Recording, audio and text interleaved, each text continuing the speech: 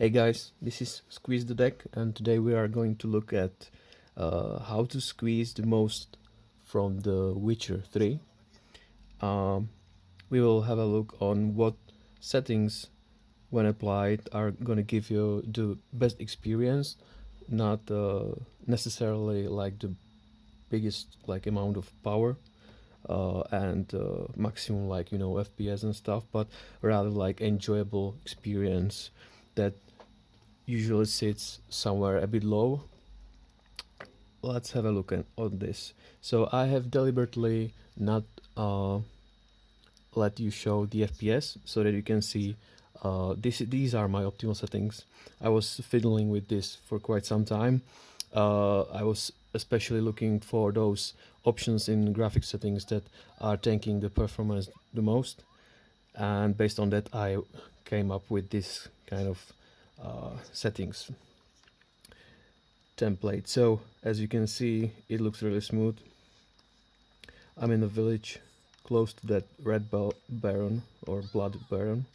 Sorry, this is my first playthrough, so and yeah, it's looking very good.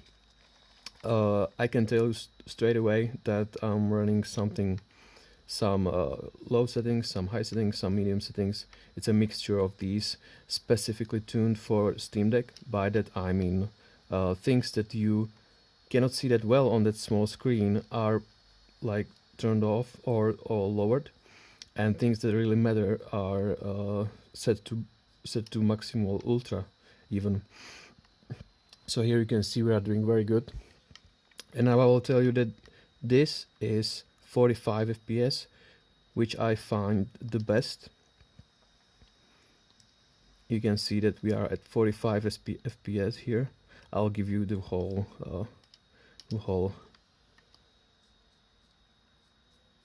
thing here so that you can see how the FPS is doing. Oh, this is a new one. Now we can see a fan speed in the options here. Look at that. That wasn't there before. That's cool. That's nice. Okay, so now we are having 78 degrees temperature, internal temperature. We are running 45 FPS. You can hear the fan. By the way, I have noisy fan. Two new fans for me are being shipped right now. I got lucky and I just bought it before it got out of stock, which is brilliant. So I'm sorry, but yeah. And yeah, so here you can see that 45 FPS, that's the sweet spot for playability, because it's enough frames that you feel smoothness in the movement and in the reaction from the button, and it's not 60, which would be not that much necessary in this kind of game. So all right, let's have a look on this. I'm gonna show you why I think these options are the best before we show them off. I'm just taking off the cable so that we can see the wattage, because for me it's not very enjoyable for me to play with maximum wattage. I mean, as you know, I have that noisy fan, and also like the battery life, if you care about that, if you are out of your somewhere outside. Once you try to push the deck to maximum performance, it's like a hot potato basically, so what I like is keeping the wattage around 20. And here you can see that even though I'm trying to kind of go into these woods, basically most of the time woods are tanking performance quite a lot. You can see that I'm somewhere around those 20 watts. And yeah, once you go to 25, it gets noisy, it gets hot. I mean, it's not that comfortable for long-term session, but that's my opinion. So I really try to be somewhere below that and still get the maximum and like enjoyable experience. And so yeah, so 45, that's what I'd recommend.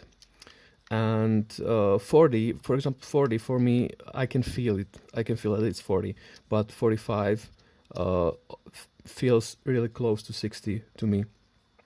All right, so let's see what I found out when I was tuning the settings here.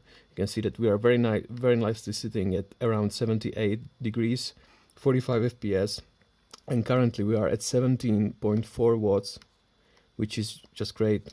So as long as you are below the 20 and you have a noisy fan, for example, or you just really want to save some battery time, that's what you want to do. You don't want this little machine to run full speed, full blow, because it will be choking and it will not be that effective. So also the noise, I can play like this next to my girlfriend in the bed when she's sleeping, because I'm not running 25 watts, I'm just 17.5. The fan is like middle speed, and yeah. Okay, so let's have a look on what I think is really the most optimum in terms of enjoyment and stuff like that. So options. I have kind of did my research on what things are tanking the performance most, and I can tell you those. So VSync, you definitely want that VSync off. That's obviously what you want. Then you will unlock the frame rate, because that will be taken care of by the Steam Deck itself. Resolution clean. Definitely Hairworks are the most like expensive thing in terms of performance.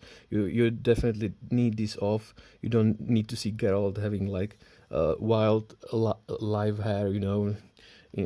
It's really not worth the performance cost.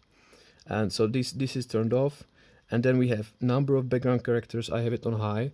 This setting is not affecting performance that much. So I didn't want to have this on ultra, because I don't see a point on such a small screen to have it. Shadow quality is on medium. This is not like doing the most performance cost, but I have it on medium. And terrain I have on ultra, for example, because it's not affecting performance that much. Shadow quality has some slight performance cost, so I'm keeping it medium. But this one, for example, is not doing that much, so you can keep that on ultra. Water, I have it high, but you could go ultra. I'm just trying to be, more into that high and place, instead of just getting to those 25 watts just for water quality. It still looks awesome. So grass density is on medium.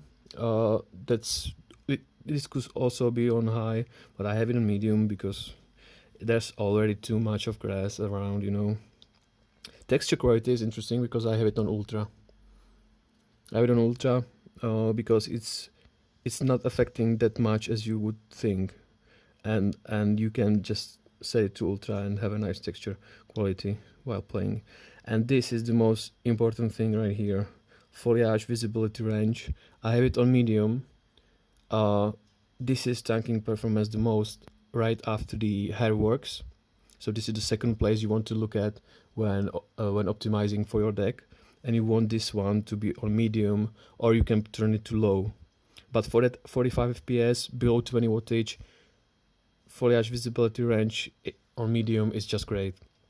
And detail level, look at that, I have it on ultra. So all these things that are like visual kind of quality of picture thing, ultra texture quality, ultra detail level, ultra terrain quality, like things that would look blurry maybe. I have them on ultra, but I have them on ultra because I know that they will save me.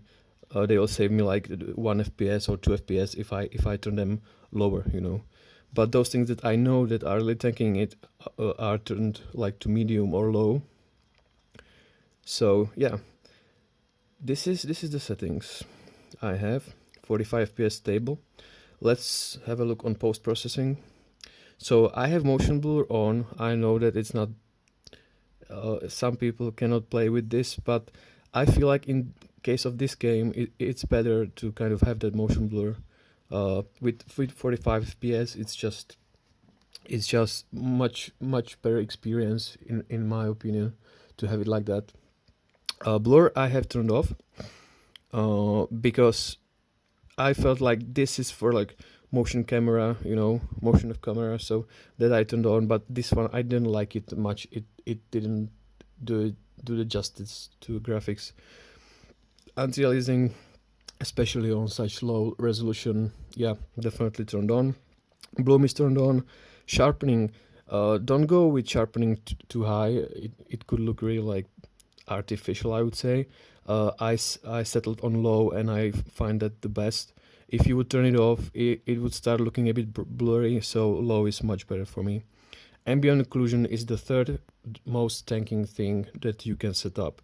These SSAO and these HBAO plus, these two things are actually having some heavy performance cost, and I haven't found them to be important. It's just shadow around objects and stuff like that. I have that turned off, and that's giving me a very nice wattage to power playability, enjoyable experience. And these depth of field, chromatic aberration, and these are, and light shifts, these are not that heavy on performance, so I have them on. And with that, you are basically getting Witcher 3 below or around 20 watts on 45 FPS, really playable, really enjoyable, and long-term enjoyable, So yeah, because you don't hear your fan spinning like 100%. Your deck is not like working 100%. I'm now at 16.7 watts, and I'm having a mix of ultra high and medium settings based on what is tanking the performance the most and what is actually visible and makes a difference while you play. So yeah, that's what is there. One note to say, for some reason, oh,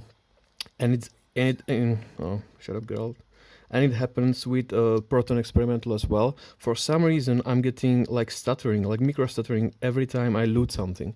I was posting on this on Reddit, but no one seems to have that. I don't know, maybe someone has this kind of issue, but they don't say it. But look at that, I just I just loot something and it just dips a bit.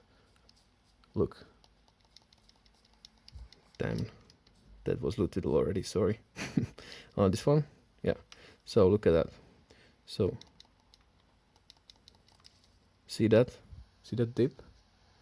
It's like 2 or 3, 4 FPS, but it's really annoying. I don't know if it will be fixed with future. See that again? Future updates or something. But yeah, that's not happening on my desktop. And note number 2, which is also inconvenient, is that your settings you set up on your deck are transferred via cloud to your desktop. So if you want to play on your desktop and then mix your playing with Steam Deck, let's say during the night, you have few hours during the day on your desktop, and then you want to chew on on those 20-40 minutes before you go sleep. You will find out that you will open your, look at that dip again, right? That's just the only thing in terms of performance I don't understand, and it doesn't matter if you are on lowest settings or high settings. This is kind of a buggy thing rather than like performance thing. But yeah, and yeah, that's what I wanted to say. And I wanted to say also that the settings transfer. So it happened to me that I have a 1440p monitor, and I set that up. I'm running it on highest with my desktop, and I just wanted to play with my deck after that, and I couldn't even set it. I came into the menu, and there was like the settings were from desktop, which means basically that the screen, I wasn't even able to set it up, because the resolution was too high for me to get to settings and set it up. So what I do what I do when I know that I will be playing on deck, which I need to know, is that on my desktop I set up my settings for deck, and then I play on my deck. But unfortunately, as of now, it really works like that, and there's Probably there are some scripts. I can have a look into that later, but as of now, this is the experience out of the box. That basically, it remembers your settings. So vice versa, you will open it on your desktop, and you will see that your settings are set up for the deck. So that's something to be aware of. But yeah, it's a small thing to do. But it gets quite annoying when you want to switch between two devices often. So yeah, so this is Witcher 3. My recommended settings to have enjoyable and long-term enjoyable experience. This is not a benchmark. This is basically a user-friendly recommendation. Look at that, 16 watts. I could go higher, but some areas are more tank heavy, more performance heavy. So I'm having some headroom, for such cases. Yep, it's great.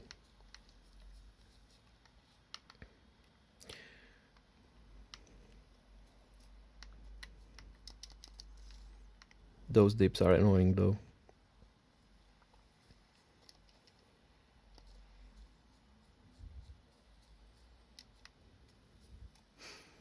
Alright, that's what I wanted to say. Witcher 3 on Steam Deck, running great. This is my first playthrough and I'm feeling great about this one.